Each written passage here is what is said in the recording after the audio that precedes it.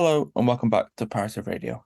Sorry it's been a few months. I'm just busy with things really. I don't know when these will come out sort of in the future. I used to aim, I think I've said it before, but I used to aim for one a month. But given the fact I'm just working and things, I don't know if I can do that anymore. And it's also just finding the guests. They're just becoming a bit difficult to do that really. But they'll probably get posted whenever I find someone to interview, and then I just sort of go from there. So if they slow down like quite a bit, I'm sorry about that.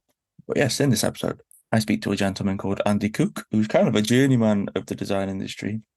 He's currently the creative director and head of design at BBH London, which is an amazing agency. If you don't know them, give them a Google. And we discuss numerous things, as you can probably guess, from his influences, sort of his really wide, expanding career where he jumps around the world loads, his time in education, and also he was briefly a lecturer, and also what the future holds for himself. I hope you enjoy. Again, sorry it's been so long since the last one of these. Yeah, enjoy.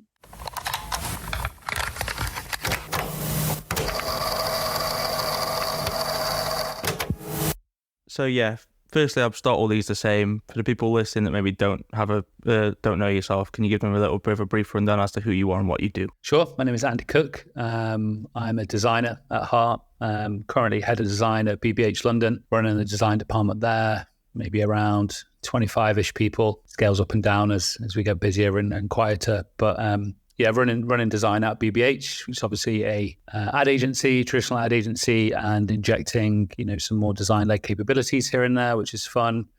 But yeah, designer in hopefully many different facets of the word. So yeah, you mentioned that you're a designer at heart. Jumping back to things before even you're at school or anything like that, can you remember what sort of got things started for yourself? Yeah, I mean, going all the way back, I remember when I was a kid just drawing a lot, drawing pictures and caricatures and cartoons all the way from when I was a little kid. I actually went round my parents recently and they pulled some stuff out of the loft, and there's old drawings of Sonic the Hedgehog and Mario Brothers and all sorts of computer game related cartoons and stuff when I was young, and then a lot of football stuff as I grew up. Manchester United, like illustrations of players and the crest and all that kind of stuff. And then I guess through school I'd be the kid who was drawing on tables, graffitiing my name and stuff like that. And I remember even one lesson, we'd all sat down, and just a couple of minutes in, the teacher was writing on the whiteboard, and she didn't even have to look around. She turned around, she was like, "Andrew, stop drawing on the desk," because I clearly was already drawing on the desk.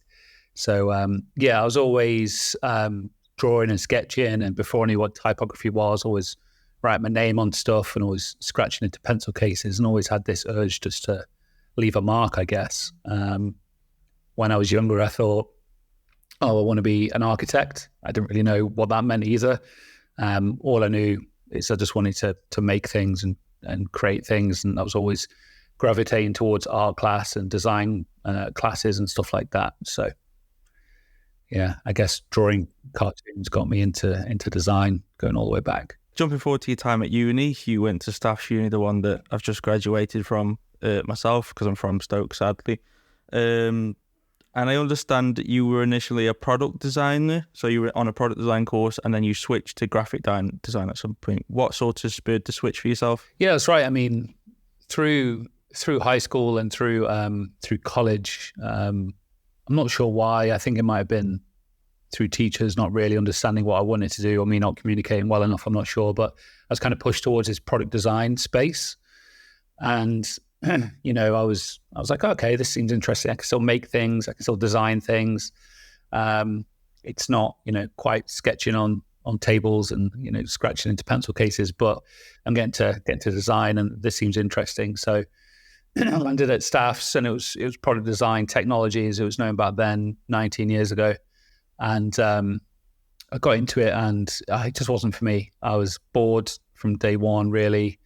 We were designing maybe I've got this picture in my head that we were, but maybe we weren't, I'm not sure. But it was like dehumidifiers and computer mics and really boring things that for me at that time I wasn't really interested in. And, even more interesting things like design this car, I was just like, I just felt like it wasn't really for me. And I guess this urge to leave marks, it kind of stayed with me, and I was slowly getting more and more into graffiti in the background and street culture and stuff like that. So moving up to Stoke, it was only 25 miles up the road from where I grew up, but moving up to Stoke, bigger city, and I started getting out there and graffitiing more and more, putting up stickers, tagging and stuff like that. And again, unwillingly knowing, not knowing really that this was typography really, and there was a way into design and stuff like that. So through my first 3 years of product design, I was kind of doing this stuff on the side, out and about on the naughty, kind of running around town in the darkness of night, putting my name up. And I was also kind of getting into local music scenes and doing gig flyers and show posters and stuff like that. So I was doing a lot of hand-drawn type again, and it kind of sparked this joy in me. And I was like, this is actually kind of what I want to do. So it was actually through a friend who I saw they were doing graphic design. I was like, that work actually looks kind of what I'm doing over here in some kind of ways. And I felt like there's an affinity there. So yeah, I failed after 3 years of product design. Actually wouldn't let me complete the course. They said, no, like you're clearly not in this, and you're just clearly never going to be a product designer, which ironically now I love the idea of being able to design products and stuff like that. But anyway, and I begged my way onto the graphic design awards, and they reluctantly let me in and said yes. Obviously I didn't have the best track record at uni, and they said, you've got to start from scratch. You got to go again. And yeah, I remember my first day starting again, year one, 3 years into uni, and thinking, oh my God, like, is this the right thing to do? And I was surrounded by 18-year-olds, and I was a 21-year-old, and it felt like this chasm of like maturity. So yeah, I just got my head down and I thought, okay, this is for me now. Thinking on your time in education as a whole, do you have any sort of standout moments that maybe were kind of helped you blossom into what you are today? It's a good question. I mean, discovering like the print rooms, uni, stuff like that, where we could screen print, and we didn't have any letterpress, unfortunately, but kind of getting on into tactile methods of creating things. Again, it sparked this innate feeling inside me that I kind of always had of, this analog mark making. So I was naturally gravitating towards those kind of areas of creativity, and I did go into letterpress, and I was looking for letterpress houses and just anywhere I could get my hands dirty and get inky and stuff like that was, I guess, a defining factor in how I approach design and approach process, and thought about how we can make things in a really traditional sense. And I guess it was alongside the rise of especially digital design and design for the web and responsive design and stuff like that. And, for a long time, I didn't really consider design for screen as something I was really interested in. Until really I graduated and I was a couple of years in, I really wanted to make things that were physical. Maybe that was the product design, influencing me, I'm not sure, but I loved the tactility of making real things. And that, I guess spawned from that moment where I discovered the print room over the road from the design studio at the Stoke campus on College Road. So that's definitely something that kind of stood out. And then another is, I guess Vicky Shields as a tutor in our second year. She came in, and I guess the first year of any degree, you're kind of coddled to an extent, and your hand is being held, you're new, and you're kind of fresh as a daisy, and your tutors look after you. And then we had Vicky come in, and I remember it so clearly. She was just no holds barred, just giving brutal feedback after brutal feedback session to everyone in there, and everyone hated her and was like, no, like she's wrong. And there was this like rebellion. I thought it was amazing, because finally we had someone who, not to say the other tutors didn't, but they were great, but we had someone who's given us, the negative kind of perspective on what we were doing. And it was really refreshing at that time. And it really taught me how to think about how I assess my own design work in a really critical way. And I think everyone else soon kind of cottoned on. And by the end of the year, everyone was like, Vicky, you're our favorite tutor. No bullshit. You tell us how it is. And it was really refreshing. I think I kind of really needed that at that time. Really constructive way to critique. So that really stood out. And by this time I was kind of, 4 years into the award, into my time at uni. And I needed that kind of real world kind of perspective on what I was doing, because in my mind, I was just ready to get out there. And that kind of checked me a little bit to say, hey, you're not quite ready to get into industry just yet. Hold your role a bit. So yeah, it just gave me a bit of a reality check, which was much needed, and perspective on design, and that I didn't necessarily have before. So as we were mentioning, you mentioned the fact that as you were going through, you sort of felt the fact that you maybe weren't ready for wheelroad experience, and that was sort of another question that I was going to ask you afterwards. But from graduating, I understand your first position was at a company called Eramus Partners, and from the beginning you were working for clients like Coke on things like Relentless and Powerade. Did you ever feel that sort of you jumped in at the deep end a little bit too early, or? I mean, yeah, you're right. When I said before that I thought I was ready and I wasn't, and that reality check made me just like pause a bit. And one of the things that made me think, okay, I need a little bit more to be ready for the outside world is I'd seen to get into as many internships as possible and as many placements here, there, and everywhere I could. So, I'd had one by that point in my second year, and I was like, okay, I'm just keen for more. So every holiday, every break, every moment I could, Christmas, Easter, the summer break, I would be calling people up, emailing studios, going, can I just have some experience with you? And I was really fortunate enough to work with some amazing studios in Manchester, in Nottingham, in London, all the way through my second and third year. I did internships at the likes of Studio Output and Vivid in Manchester and Sarchi Design in London, and really kind of got myself out there and got that real world experience.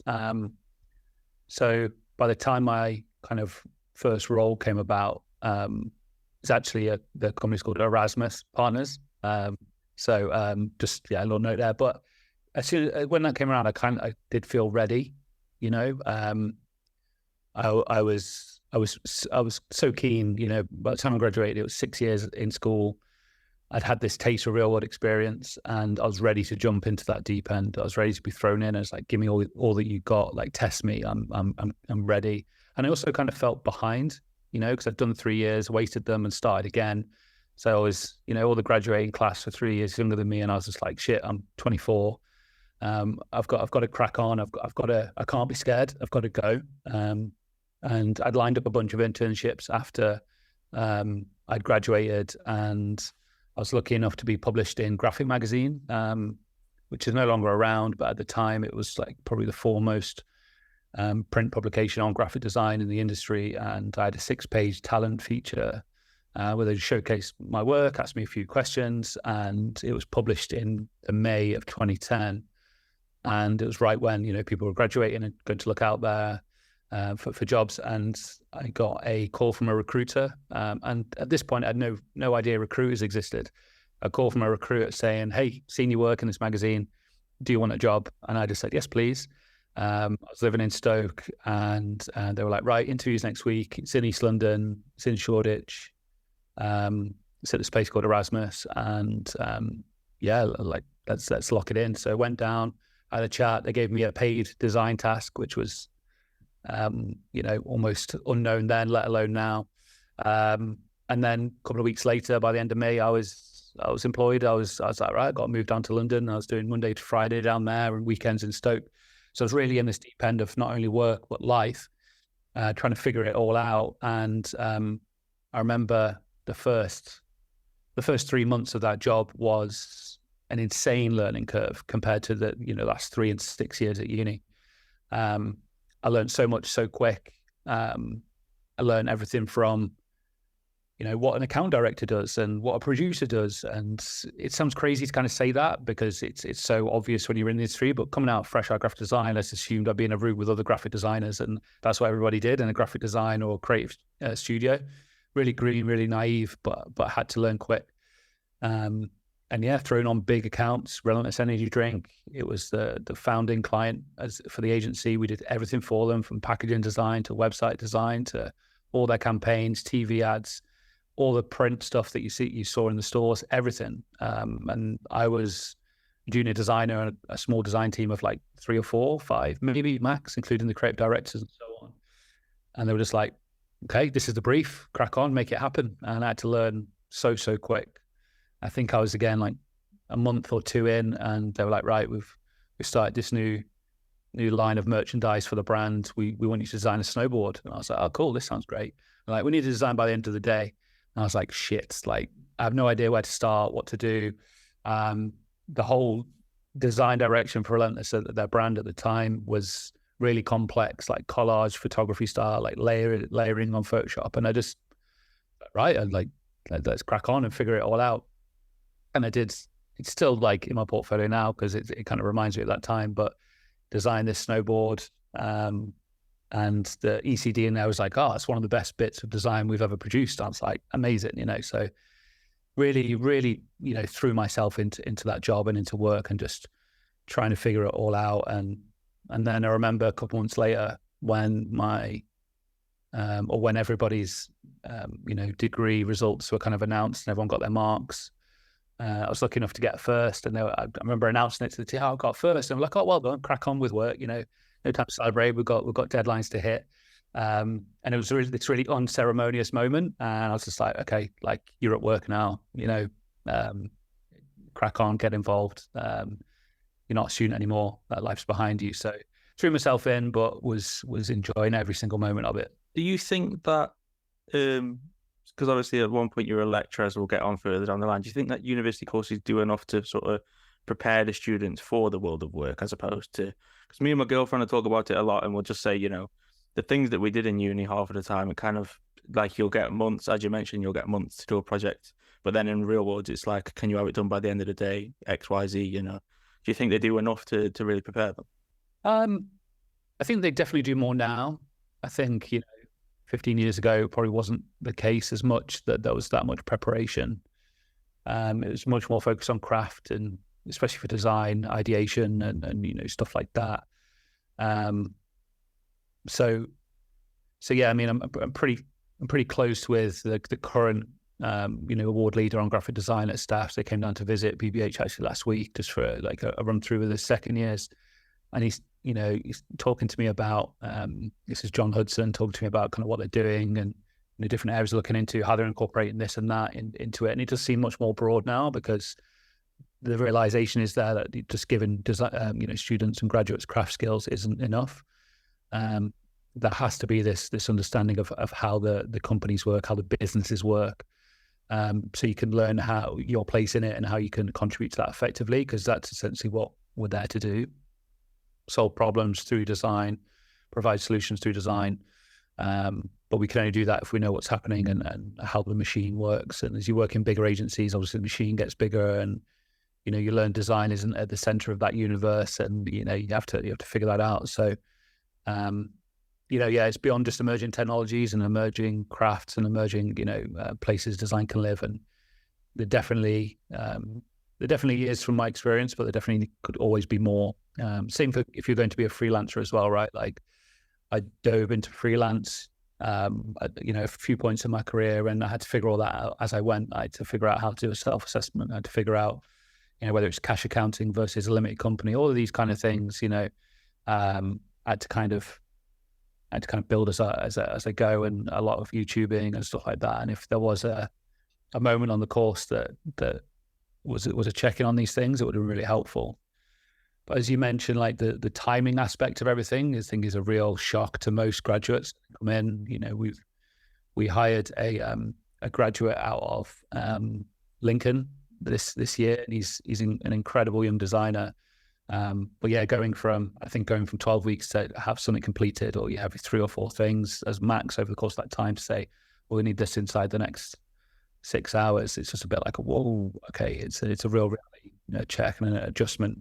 And yeah, somewhat I've spoke with him about here and there, but I know as well, like courses do like 1-day briefs and they get industry in and it's spoken about, but you're never really going to be able to, you know, recreate it until you're in the industry, I think. Yeah. On a side note, I believe John listens to these. I know Jim does. I don't know if you had Jim. Jim listens to these religiously. Indeed, yeah, he listens to these like religiously. Every time I see him, it's when's the next one. So okay, well, hi Jim. Yeah, Jim made me. He was the one who made me fall in love with typography. Yeah, I was going to ask. Yeah, it makes sense. Yeah, absolutely. remember Jim actually said, just before I left, one of the last things he said to me while I was, and I caught with him a few weeks ago at New Blood for the first time in years, but one of the last things he said to me when I graduated was never lose your love for letters. And it's always stood with me, and it's always probably one of the first things I go to when a new brief comes in. I was like, how can we, get some beautiful typography in this? What's the type angle? And, as designers, that is probably our most valuable tool, right? So it was amazing being told by Jim, and he'll always be like, one of those mentors for me. So yeah, jumping forward a few years, as I briefly kind of mentioned, you returned back to staffs as a lecturer for a time on the advertising course. What sort of shifted things back to education for yourself? It was totally unexpected. I'd never planned or even thought to myself, hey, you're going to dabble in lecturing or anything like that. I was actually with John Hudson, who was on that award at the time as one of the lead lecturers. We're on the train back from, I don't remember what, something in London, some event, some design thing. And we were just shooting the shit, having a chat. And he was like, oh, hey, we're looking for someone to jump in on the advertising and brand management award just to kind of help out, give the designers, the students a few pointers on design. Maybe you come in and just do like a guest lecture. And I was like, yeah, I'm up for that. Like, why not? And then just kind of spiraled. Like, I think it started with one guest lecture and they were like, do you fancy doing this every week? And I was like, oh yeah, like we'll see where that goes. And then before long, I was, employed by the use, and I was there running modules and marking work. And, it was an incredible experience, incredibly rewarding to, I was there for 4 years in the end, and I had like one full, run of students from first years all the way to third years. Still, as I understood it, one of the most successful years of students in terms of awards and stuff like that, and where they've gone into the industry, which was incredible to be a part of. And it was an incredible learning experience just for me professionally, like beyond the rewarding aspect of helping develop young minds and teaching design, but also how I learned to communicate with young people. Essentially thinking of a class of 30 students as my team. How do I get the best out of every single one of these students, and how do I get them to understand what I'm saying? How do I articulate certain things in a certain way? And it was almost this fast track course to kind of creative direction and understanding that. I'd never really, again, had to do that. I had to be a creative director. I mean, I was only 3 years into my career, right, after graduating. So I was nowhere near being a creative director, and I was just used to taking direction. So I was like, oh, now I'm flipping it. And there was a certain aspect, a certain amount of learning on the job. But yeah, it was huge for learning how to basically direct others. So total chance, spark, and move into education, but really glad I did it, and had some amazing experiences, and worked with some really amazing talent. And it's amazing to see them out in the world now. And the great thing about that course is you could have gone in any direction. You could have been a designer, you could have been a copywriter, you could have been an art director, you could have gone into accounts if you'd wanted. And, obviously still see some of those students, popping up at some of the world's best agencies and putting work out to the world. And I managed to work with one of them a few weeks ago who left as a copywriter, and then she kind of pivoted to a UX designer. Pulled her in on a digital project we were doing at BBH. And we had a really great catch up. So yeah, it was kind of, it's really great to see that, obviously helped alongside John and Paul at the time, like just, bring those students into the industry and get them ready. Incredible experience. So you obviously had your time in London, and then you jumped back to Stoke. And from your time as a lecturer, you would stay in Stoke for a number of years, founding 2 creative agencies and a pizza shop. What was it like jumping back from London to Stoke, obviously the big city to the small city, and just kind of the dynamic there?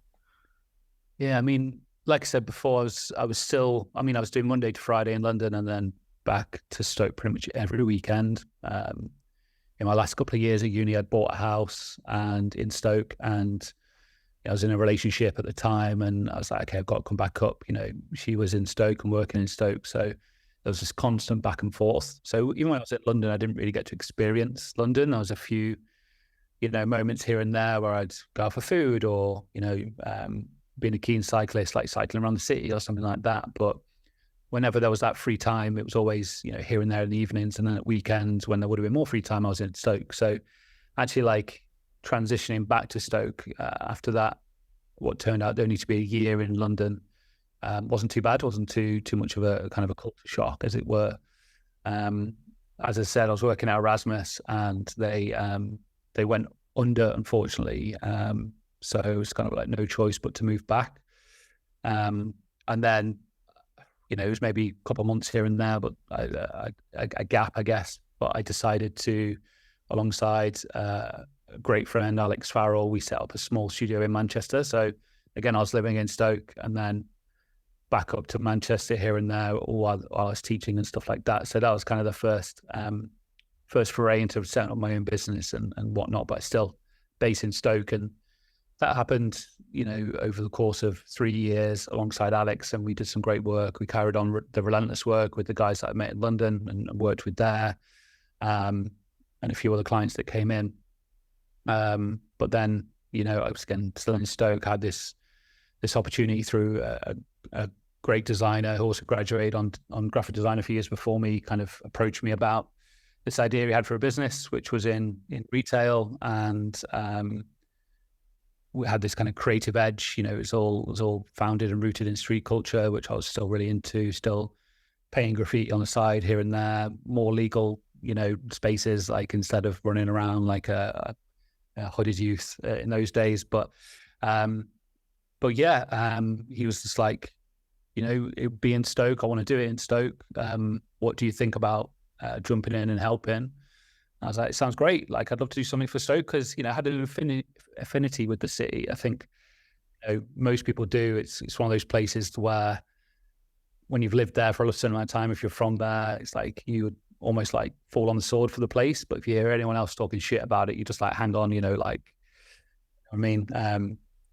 So yeah, I was like, Stoke is a city that needs a bit of love, and if I can do it in this small way, then I'll definitely try that. So ended up opening this creative retail outfit, which was a streetwear store at the heart of it, and we stocked streetwear brands and skateboarding supplies and graffiti, paint and stuff like that. We had a gallery on the first floor. We had a screen printing studio as well, and we were trying to just build this kind of creative street culture, within the city, putting up murals here and there, all working with the council and local official bodies and whatnot. So we really felt like this was around 2014, 15. We really felt there was like something happening in Stoke around that time. There was this buzz of entrepreneurialism, and we were kind of helping to spearhead some of that, which was an amazing thing. And this was, I guess, a bit of a deviation from the expected path of going through design agency. I was just like, why not set up my own thing and do the design I want to do and work with creative minds that are kind of unlike and a bit different. So yeah, that was the first business. And then I was still doing all this like freelance work on the side. And I was getting requests for things that I couldn't really handle myself. So I started to grow that and ended up opening another design studio just by myself this time, called Weather, based down in the old Spodeworks studios in Stoke. And we grew to a team of 6 doing branding, website design and stuff like that. It was amazing. Took on some young talent from Manchester, from Staff's Uni as well. Did some great work with the local council, all the local unis, loads of art and culture stuff, which was awesome. And then a friend I've known for years was like, "Oh, I want to open a pizza place. Do you fancy that?" And I'm like, "I like pizza. Why not? Like, let's see what happens there." So again, my role was not necessarily making the pizza. I'm not a good cook at all, despite the name. And it was more the design and marketing level, the interior design. How are we going to build the creative side of this business? So yeah, pitched up just over the road from the store in Hanley and renovated another building and did all the design, branding, interiors, marketing plans, and working alongside another couple of amazing business partners on that project too. So this was all from all of these things were like from 2014 to 2017, and an incredible experience to help, I guess, just like all some of this independent, seeing stuff through Stoke and show how design can really be a part of that. So yeah, I have sort of a break point in the middle of every show where I ask all guests the same question, and it's sort of a rip-off of Desert Island Discs, but not really. But I call it the Hall of Fame, and it's sort of the idea that if you could pick one thing from your career, which has sort of been the real heartbeat of it, be it like a song, a book, a person, anything really that's really been kind of the one main focal kind of launching pad for yourself, what do you think that would be? That's a great question. I think, nothing great is made alone, right? And we all need people to help us on that journey and to make what amazing things. And, going back to, I said earlier, that point in my kind of second year, I was like, yeah, I'm naively ready to get out into the world. And I was kind of had this ego that was like, checked by Vicky. Similar thing kind of happened in my first role at Erasmus, where the creative director, owner of the studio, owner of the company at the time, Ross Cairns, came into my professional life. And I remember my first meeting with him. I kind of, again, I was, confident, went up to him. First time I'd seen him, he not interviewed me as part of the process, but I went up to him and so, oh, hey, just thought I'd introduce myself. I'm Andy, started today. And he kind of looked at me up and down and was like, I'll have a look at your work later. And then turned his back to me and I was like, oh shit, like I just got the cold shoulder from the boss. It's not a good start. But, his work went on and, I proved myself. We got really close in a professional way, which was amazing. And he's been my mentor, really, the one constant throughout my career from graduating.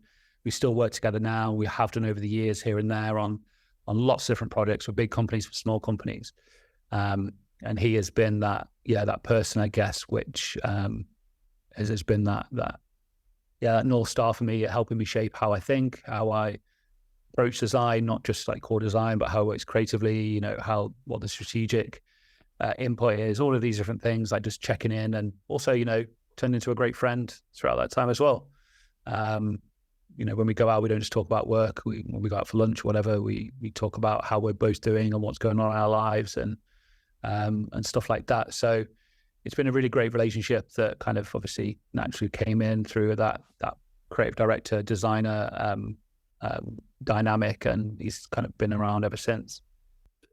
Sort of in a similar vein, do you have any sort of designers that you look up to, like other designers that you really look up to? I mean, the industry is just full of an absolutely incredible beacon talent, right, from the ages. I look around my house and it's covered in prints and paintings and stuff like that. I've got some beautiful pieces opposite me from that are all Braun to it's all Dieter Ram stuff. I've got paintings from street artists, so the likes of Crack and Ermsey and these underground kind of art-led graffiti artists, typographers like Anthony Burrell. They all kind of adorn the walls and kind of give me inspiration every day. And then I get into the textbooks and I get into kind of the details of the work. I look at people like Paula Scher and Neville Brody and Adrian Shaughnessy and all these kind of amazing icons within the world of design that just help me rationalize my thoughts and have been there and walked the walk and taught the talk for years.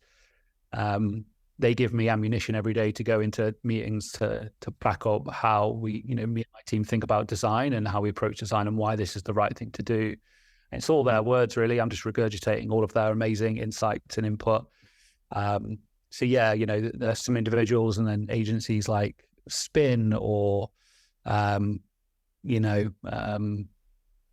back into the past, agencies like Bibliotech and C, like all of these amazing studios were around when I graduated that really formed the bedrock foundation for what I thought was beacon of design.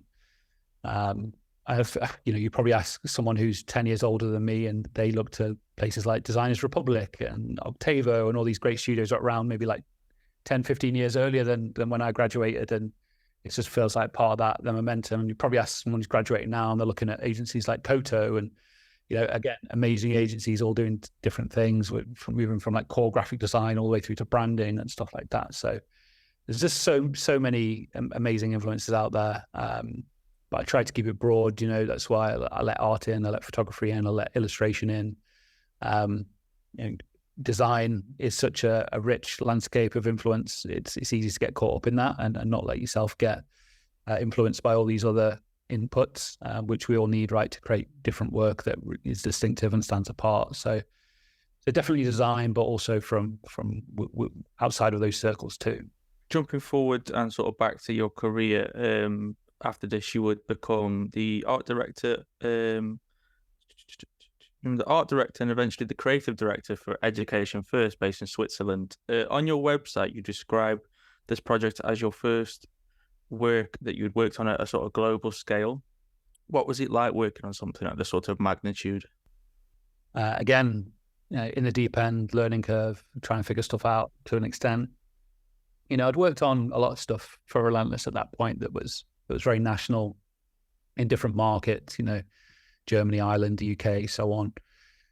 But never really anything on a truly global scale that kind of would touch kind of every corner of the earth. And moving over to Switzerland in 2017 was a big leap just in general, because I was kind of leaving these businesses behind and Stoke behind, and somewhere I'd lived for so long, and these things I'd helped build for this new adventure in a place I'd never been, and for a company I'd never heard of, but it sounded like an ace opportunity. And one of the first big tasks was we're relaunching our brand. We've got this logo from design icon Paul Rand that is the cornerstone of the brand identity. And that's the only thing we're keeping. That's the only thing that's sacred. We want to change everything else from our positioning and our purpose and how we communicate it out there. And you're part of the team to help drive that. And I was like, wow, okay, this is unreal. I'm in a company of, there's a $1 billion company essentially with 55,000 employees globally. Products in the States, products in Europe, products in China, every corner of the earth. They've got some kind of presence through all the things that they offer on an educational basis. So it's like, this is designed for a good cause. It's again, it kind of made me think of those days in education myself. Like, I know what it's like to be a teacher and how important it is to have, I guess, a brand that's a reflection of the quality you want to bring to the classroom. So an incredible opportunity again, but definitely daunting. Flying over to their HQ, their North American HQ in Boston, and working with teams there, meeting all these new people, and then going over to Shanghai and HQ out there and working with all of these people from a completely different culture again, and making a brand that feels like it would fit all of these different aspects of global life and global communities and global culture. It's it took a couple of years to get going, really, but it needed that. It couldn't be something that was rushed. But yeah, truly global work. That touched people across all of these places around the world, and it would have been seen by now hundreds of thousands, maybe even millions, who knows, of customers here, there, and everywhere. And I went to Miami on a break this year, and they've got a campus there, and driving past and seeing the work like up as the signage, I'm like, amazing. Like, it's not just something that lives on a PDF or just lives for like a few months or even a couple of years. It's something that 6, almost 7 years later, it's out in the world. It's real. It exists, and it works. So yeah, an absolutely incredible feeling, really, to have been able to produce something that I know. And obviously it's not by myself. I'm working with an amazing team to produce it, but being one of the people just really driving that forward on that team was amazing. If I was to, this might be a massive curveball, if I was to ask you, because just the idea of creating kind of a global brand like that seems mental to me. There's very few brands that I can even think of that do that, maybe, Nike and things like that. If I was to ask you, how do I make a brand which is global and kind of, all the visuals and things touch everywhere on the earth? Because obviously there's different things, and red means bad here, but then in Asian countries, it kind of means something that's quite a positive thing. How do you go about that?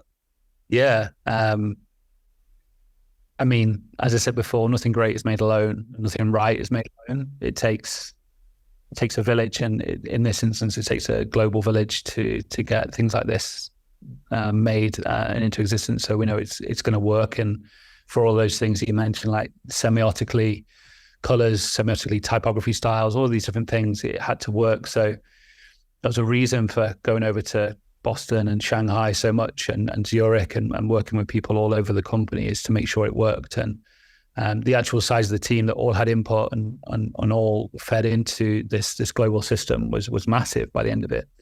There was at EF, I was on this central team that was responsible for this piece of work. We worked horizontally across the whole organization, but it's also littered with design teams across all different products and all the different regions that all had different needs and different wants, and we had to listen to as many of those as we could. Like you say, what might work here might not work there. So, we encountered stumbling blocks, we encountered issues, and we had to try and satisfy those needs whilst also not forgetting that the main thing driving. So, like any brand system that you need to make that has to work across all of those different instances, all those different touch points, online, in print, signage, on products, in booklets, and there were caveats, there were things that broke the system on purpose, but we had to try and rationalize how all of that worked and why we needed to do that. So that's one of the reasons it took so long. It took a couple of years to get out there and get made, and it was all because of the outreach. It was all because of bringing stakeholders on the journey, and not only just to listen to them and take their point of view and what they needed into account and make sure it was reflected, but also to make sure they were a part of it, not just feel like they were a part of it, make them a part of it. And so there's a key difference in that. Like, often I think we say, hey, we need to take the client on the journey and we need to take the stakeholder on the journey so they feel part of it. There's a difference in feeling a part of it and actually being part of it. And it was the latter that we really needed to do. So when it was released, they, and every design team, every creative, every marketing manager, every person across every team and every product around the EF landscape could feel themselves in it. They could see themselves in it, and they would be excited to use it and implement it and make it a reality. And if we hadn't done that as much as we did, then it might have just something that was done in Europe, and then other people elsewhere would have done their own thing. So stakeholder engagement and constant communication was kind of the key to kind of getting that ready. And again, that was kind of a massive learning curve for me because I'd never done that, and I'd always had listening essentially as part of the key part of any kind of design process, but this was just on a completely other level.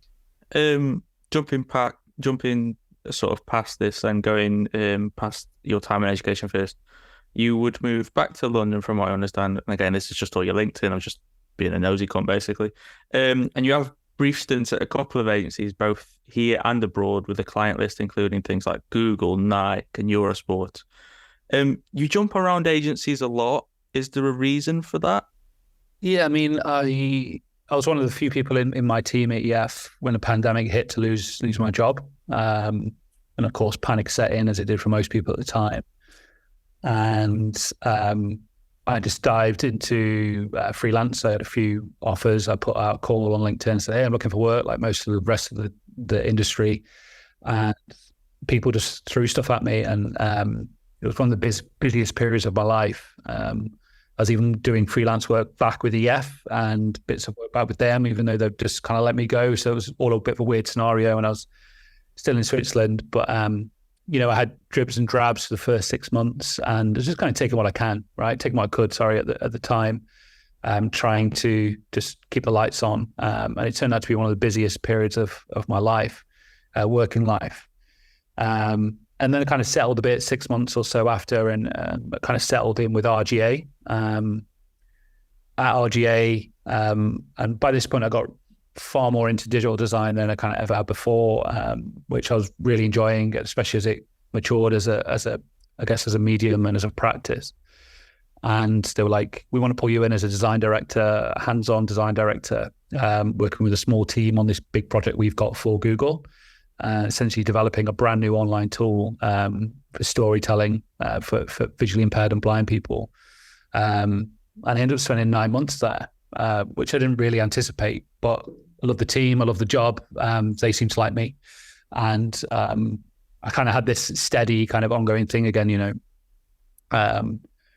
which was amazing. We delivered this project. It took that long to deliver. And then I was like, okay, I'm kind of, ready for the next thing now. And my old ECD in Switzerland had moved to London. and to Google, and obviously kept in touch with her, and I said, this is what I'm doing. She was like, oh, there might be something at Google in the creative lab in London. Do you fancy some time there? And I was like, yeah, okay. Like, it's another opportunity, a little bit like when my friend Rob said, oh, well, I'm opening this clothing store, do you fancy? I'm like, yeah, okay. Or my friend Georgie said, I'm opening this pizza place, do you fancy? I'm like, yeah, okay. It just seemed like I just want to kind of take opportunities and take that unconventional path. I think it would have been very easy, well, not very easy, but easier to go, I'm just going to stick at this design agency and leave that design agency, go to another design agency, and then kind of have this fairly monotonous career where it's around very like minds who very, all think in a very similar way. Whereas hopping from an agency like RGA and then into the Google Creative Lab, and then when, an agency from New York get in touch, you were like, oh, do you fancy doing some work for us? I'm like, yeah, that sounds cool. It just seemed like these opportunities would come along, and I've always, been one to just to dive in head first and see what it's like, and just work with all these different people and all these different ways of thinking. So there's definitely, during that period of my life anyway, up until about, almost 2 years ago, it was very purposeful. I wanted to work in lots of different types of places, go in-house at Google, at RGA, at Publicis with Zurich, with Gretel in New York, with Design Studio in London, but with a New York team, like all of these different just moments, 3 months, 2 months, a month, 6 months. But that's the freelance life. It's generally what it's like, but also it's like, I wanted that by design because I had all these inputs again that were completely different month to month, week to week, day to day. On your website, you've got a list of goals. Are goals something that are important to yourself? Yeah, for sure. I mean, back when I was younger and in my product design uni days, I didn't really have any goals. I was just enjoying all the fruits of uni life, drinking and partying and, sleeping until noon. And I guess I didn't really have any direction. And I quickly found that through, pivoting to graphic design and then getting into the industry, having goals kept me focused and kept me on track and kept me in check, I guess. So I've got some big goals, I've got some small goals. I've been fortunate enough to tick some goals off the list. So as a motivational aspect, it's something that helps just give me a bit of discipline. It's really important to me. And some of them I might never be able to do, like ride the amateur tour or run the big 6 marathons. I just like cake too much to really, have a serious training program. But there's still goals and there's still things I aspire to want to do and want to achieve. One of my old colleagues when I was in Switzerland jokingly kept on calling me an overachiever. But it's because of those goals that, it's helped me get to that place and helped me write a book. And, I guess I'm just trying to think of some of the other ones I've chipped off. Oh, there it is. Yeah. I haven't had a chance to read it because I've been working, but I do have it. Well, thanks for picking it up. No problem. But yeah, it's that kind of list that's out there, and it's for the world to see. That's a driving force to help me just achieve those things that I want to achieve. So lofty, realistic, either or. It's just like I encourage anyone and everyone to just write down what they want to achieve in life, and then you make it public. Then suddenly it's like I've got to kind of do this. I was going to ask, and this might be a really stupid question, but if you could pick one goal for like your entire life, would you have one? Do you have one that you could go to, just one specific one? And have you done it, I guess, as well? From my list, it would still be the first one, which is build a house. And I mean, like from scratch, right? Pick a beautiful part of the world, design it with an architect, pick every single square inch of that house, and be like, I've designed that exact thing, from the skirting board to the bed to the beautiful 60-foot atrium as soon as you walk in. Like, that's just a dream project for me. It's just a house at the end of the day, and it's material, and it's maybe not as emotional as it could be.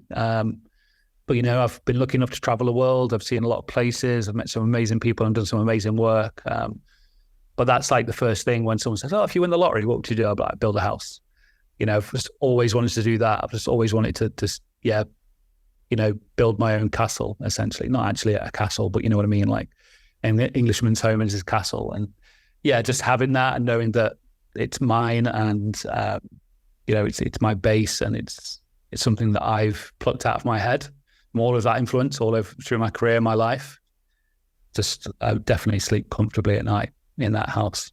Jumping back to your career and sort of jumping to the now, you are, as you mentioned, the creative director and head of design at BBH London, which is an amazing agency. What do you think the future holds for yourself going forward? I mean, obviously at BBH, doing some great things and helping to build an amazing team alongside all the other creative directors that are there, and the ECD and CCO and all of the LT as well. So, looking directly into the near future, like continuing to build that design ecosystem within such an incredible agency with incredible heritage, and really cementing a role for design there. Really excited about what that might bring, and it's relatively unknown. In many ways, I know what I kind of want to achieve, and it's just about trying to get there. Beyond that, I mean, who knows, right? I never thought I'd open a pizza place. I never thought I'd move to Switzerland. I never thought I'd do all of these things, and it's only through keeping an open mind that these things have been able to happen. So I might end up in Tokyo. I might end up in London. I might end up, back in Stoke. Who knows? I have no idea, and I kind of like that. I not to overshare, but I don't have kids. They're not in my purview, and I like the lifestyle I lead, and I kind of want to keep that open for myself in the future. So, yeah, I've always pictured myself living in the States at some point, but depends if someone wants to pay for my visa and help me get there, all that kind of stuff. So, but again, keep an open mind, see what comes my way, and just always try and be the best person I can be and do the best work I can. As long as I'm doing that, again, it helps me sleep better at night. And also, whatever I do, just want to make my mum proud, and through the work I do and the person I become. So, as long as that's in my future, then kind of nothing else matters. I'll sneak a quick question in because I didn't write it down, but I've just remembered it. Obviously, through your career, I assume you've interviewed a lot of sort of student graduates and things. If I was to ask you, what's a good portfolio look like for sort of a graduate, for people that may be listening to this, what would that look like for yourself? I had this same question the other day when the second year students, staffs, came down to BBH, and we did a little intro and everything. And this is, just my perspective, and it's going to be different if you ask the next CD or another agency about what they want and what they think is good. And before I get into my personal opinion, I truly believe there's no one way of doing it. There's no right way or wrong way of putting together a portfolio and presenting work in a certain way. There are certainly more effective ways for CDs who are more receptive to a certain thing that they like, but there's no right or wrong. There's no put 5 projects in and make, write 300 words for every case study. It's all bullshit. It's just whatever you want to be, a portrayal and representation of you as a designer is the most important thing. And not enough people put their personality into their portfolios. And we don't just hire off portfolios, right? Nobody does. They hire off personality. That's why we go and meet people. That's why we have an interview, is to see what it's like when you're talking across a table, because you've got to sit with this person 8 hours a day, 5 days a week for years. And, the personality aspect is so important. And if that comes out in your portfolio, then you're immediately going to be attracted to, people are going to be attracted to you for the right reasons. But what I look for in a portfolio itself in terms of the work is breadth. I'm a proud generalist. I feel like I don't specify in one particular area of design. It's not print, it's not screen, it's not brand, it's not this, it's not that. I want to work across it all. Of course I do. Massimo Vanelli said, if you can design one thing, you can design anything. And I love that. It's like, yeah, I want to design a fucking chair. I want to design a house. Like, why the fuck not? And if I see breadth in a graduate's portfolio where they're trying UI design, they're trying motion, they're trying this, they're trying that, then I'm like, great, I can put them on any brief, and I know they're going to think about it in a lateral way, and they're going to approach it in different ways. But if I just see, someone who's just got core typography, and Jim might not appreciate this answer, but if it's all type, then all I'm going to get is type, right? And I want some image making, and what if this could be a website? What if it could be a book? I want lateral answers to to these problems that come through in brief form. So breadth is really, really important to me, and ideally then depth, right? Like I want to see those individual products go deep into how they could come to life. If you're creating a visual identity for a company, don't just put it on some piece of print and a website and this and that. Like how can it come to life in really creative and interesting ways to help that company stand apart from its competitors? How can we really celebrate the distinctive assets of that company, and so on and so on? So breadth and depth for me are kind of really, really important. Breadth, depth, and personality. Last one doesn't rhyme, but maybe there's a word that does, that figure out later. And then, beginning to round off, I ask sort of every question, so every person the same question, not every question the same person. It's a little cliche, but it's sort of, if you went back to the beginning of your career knowing what you know now, what advice would you give to yourself? It's probably something that Vicky said. And she had this knack of killing ideas that people truly were in love with at the time. They were like, no, there's no other solution. There's no other answer apart from this that I'm putting in front of you now. And Vicky was like, no, it's not good enough. And we're like, fuck, what do we do? And she kept on saying, you can't be afraid to kill your babies. And obviously that sounds fairly morbid, but killing those ideas that you fall in love with, that you've birthed into existence, that you've created out of nothing, not being afraid to let them go, I think is really, really important. I've been so guilty, but even now, right, where I'm so in love with something, I'm trying to force it and make it work. And we all answer to somebody, even when you're running your own design company and you're the one, as the founder and the creative director, you still answer to clients. And sometimes it just doesn't land, it just doesn't hit. Sometimes it's not quite right, and you've got to remember that point where there's a balance between fighting for something you believe in and convincing people and persuading versus going, you know what, just gotta let go and think of something different. So remember to kill your babies would be my number one piece of advice. But again, not in a literal sense. But and then super lastly, where can people find yourself online? My handle for everything social is This Is Andy Cooke, Cook with an E. I'm pretty sure I got those handles years ago and everything's the same. So if there are any more This Is Andy Cookes out there, they're imposters. And my website is either tiac.design, This Is Andy Cooke, TIAC, or andycoo.ke, Andy Cooke. So yeah, all my work's on my website, and all my ramblings and life are on X and Instagram. Quality. That is all then. Hello again, it's just me. As ever, if you want to find myself online, I am just at Pirated Material everywhere. I don't know when the next one is coming out, as I said earlier, but if it is sort of after Christmas now, I don't know. But if it is, Merry Christmas if you celebrate it, I guess. Yeah, I guess I'll just see you next time. Bye.